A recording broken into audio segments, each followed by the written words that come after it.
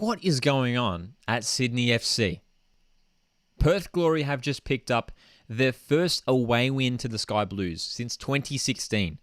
This is a result that has been 6 years in the making. Sydney FC have such a terrific run of form against the Western Australian club, yet they've come here, Perth Glory, after they just played their first game in over a month, just a few days ago against Brisbane, where they were very ordinary. Brisbane picking up a 1-0 win in that game.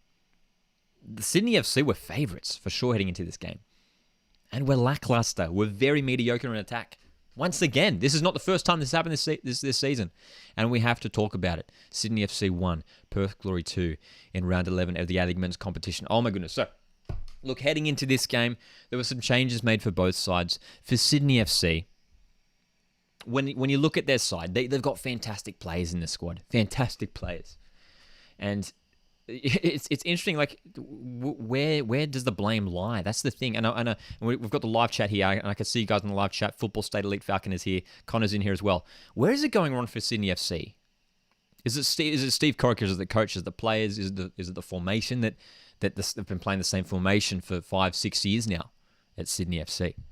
Connor in the live chat says Perth actually played well.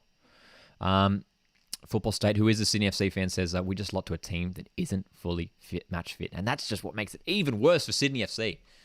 They've lost against this Perth Glory side who is still looking for cohesion, who is still looking for match fitness, just looking for a fit team. For majority of that second half, they were playing Bruno Fornaroli and Andy Keogh in midfield. This is the Perth Glory still looking for their identity this season. And Perth Glory weren't at the top of their game, but managed to find 2 goals. And look, the result says Sydney 1, Perth 2, but it was a late penalty for Sydney FC, who managed to restore some pride for them. It's concerning. It's concerning. Look, Football State in the chat here says, Alfie being injured has hurt us bad. That's the first point I want to bring up. I mean, no Lafondra, no Bratton. Of course, Bratton out for the whole season. Costa Barbarouses. They need Lafondra, the likes of Lafondra and Barbarouses, to come back as soon as possible. As soon as possible. Elite Falcon says the midfield is horrible for Sydney. Look, I think they've struggled to find the right balance since Bratton sustained his injury. Hey, they've lost that composure in midfield. Bratton is one of the best defensive midfielders in the league. Yes, Yazbek has looked good. Retre has stepped up as well. Amini's come in and he brings something different, but it's not the same. It's not the same. It's not the same Sydney FC that we've seen be so dominant in the A-League for such a long period of time. And we have to question it. Why is this happening now? Steve Corica is a good coach. He's had successful seasons at Sydney FC. Is it recruitment where it's gone wrong for Sydney FC? They didn't bring in many players this preseason. Football State says the only players who played with passion today were Caceres, Camsoba, and Amini. The rest were passionless. I have to agree with you, man. I have to agree with you. Bobo was... I don't know if Bobo touched the ball today. Don't know if Bobo touched the ball today, man. He's not the same. When you look at some of the other players across the park, defensively they're okay. You know, they're astute defensively. Perth Glory took their chances when they got them, and credit to Perth Glory for getting the 3 points. Look, throughout that first half, it was tightly contested, and Perth Glory had some good passages of play. But Sydney FC really struggling to create chances, and I'll bring up some match stats in a second that I want to highlight that really, explains the story really well. But Sydney FC not having that cutting edge to really take on defenders and create goals, really like proper dangerous goal-scoring opportunities. They were a little bit more adventurous in the second half, but that allowed for Perth Glory to get in behind and find space, and that's how they scored their 2 goals. Brandon O'Neill, former Sydney FC player, who won a championship with the Sky Blues not too long ago, scoring against his former side. That would hurt for Sydney FC fans. Bruno Fornaroli always finds a way to find the back of the net, and he did it in this game as well late on. So Perth Glory up 2-0. Took their chances when they got them. You know who didn't take their chances when they got them? Sydney FC. It's concerning, isn't it? It's concerning. Ivan brings up a good point here in the live chat. Says, Corica's response in every post-game presser, no matter what the result is, he says, we were the better team. Look, we hear that a lot, and as a Central Coast Mariners fan, I've lived through that with many coaches. You know, whether it's Paul Oak and Mike Mulvey. You know, no disrespect to those guys, but we had many times where we lost. Mariners would lose games, 3-4 goals, and we're like, we were the better team. We played well tonight, but look, for Sydney FC, we have to question why the results aren't there. Towards the end of the game, they were pushing. But again, credit to Perth Glory. We have to give credit to them as well, who defended really well this game. I thought Aaron Calver, again, another former Sydney FC player, was incredible tonight. He was my man of the match. He was phenomenal. And, dude, it's concerning for Sydney FC. Dominant in the chat says the big problem for Sydney FC is Sydney FC's defenders. Sydney FC's defenders. I don't know if Ben Warland is up to scratch. You know, watching him in the FA Cup semi-final, he was beaten a bit too easily by the likes of Arenya and Maresh as well. So maybe is he a weak link for Sydney FC? What do you guys think? Football State says, I honestly forgot Bobo was on the field. Not joking. Yeah, man. He was absent. He was absent, wasn't he? So look, where does it go from here for Sydney FC? That's the question, because they now are heading into this game, heading into the rest of the season, 2 wins, 3 draws, 3 losses. And need to be taking these chances if they're going to be getting results out of this game. When we look at the match stats in this game, Sydney FC were defeated Perth Glory in the shot count. The Sydney FC 10 shots, Perth Glory 6. But here's where the true story is told. Sydney FC, only 3 of those 10 shots were on target. That's not quality striking from Sydney FC. And they're missing that. They're missing that Lafondra. They really are. They're missing that Costa Barbarouses, those experienced players in attack. Perth Glory, 4 out of their 6 shots were on target, man. And two of those ending up in goals. Possession stats were relatively even. 54% for Sydney, 46% for Perth Glory as well. Football State says Ben Warland and Connor O'Toole were the reason for the second goal. Such poor defending. And Taser in the chat here says, victory Sydney predictions. Look, well, on the back of this, man. I mean, anything can happen. It is a derby, and anything can happen. It is a rivalry. Football State, who is a Sydney FC fan, says we will lose 5-0 to victory. Dude, look, it could happen. It honestly could happen. It could happen, which seems unimaginable heading into this season, especially thinking back to where Victory were not that long ago, picking up the wooden spoon 6 months ago, and now we're potentially heading into a game where Victory could defeat Sydney FC quite convincingly in this Big Blue. In a crucial game, Sydney FC's 5th game in 2 weeks. Melbourne Victory coming fresh off a bit of a break after drawing with Adelaide a couple of weeks ago. So yeah, man. Football State says, please, Costa and Alfie recover quickly.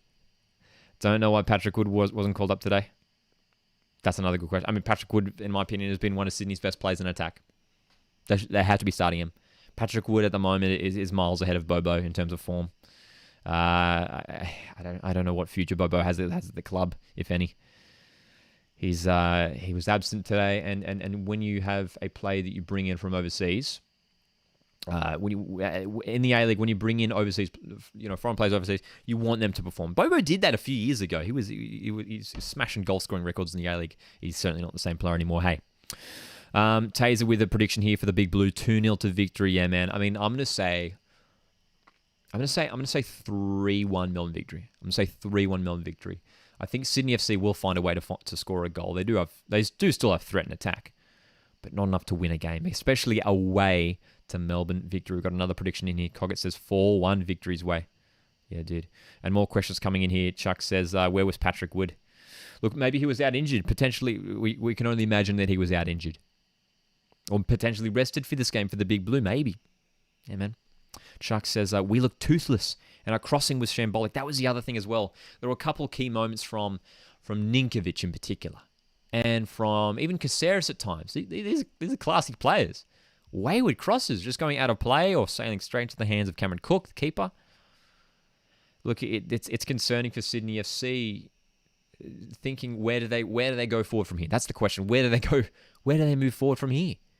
Are they going to be competing with these top teams who are now starting to pull away? When you look at the likes of Melbourne Victory, Melbourne City, Western United, MacArthur up to the top of the ladder, Mariners are building some great form as well. So it's going to be concerning. It's going to be interesting to see what they do. Hey, but it is concerning. Shadow comes in here with an interesting idea. Honestly, I think Sydney need to run with Wood and Trent up front.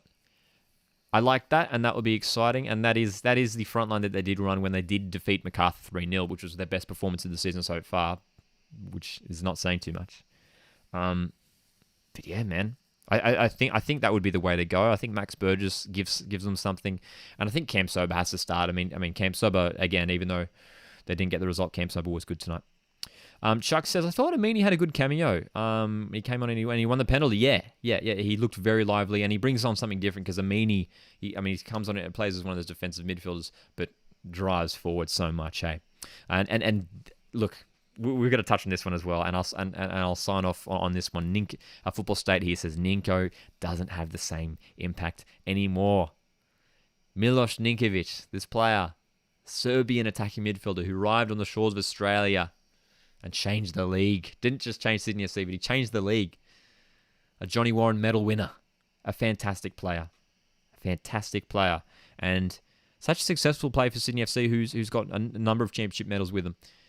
He's not the same.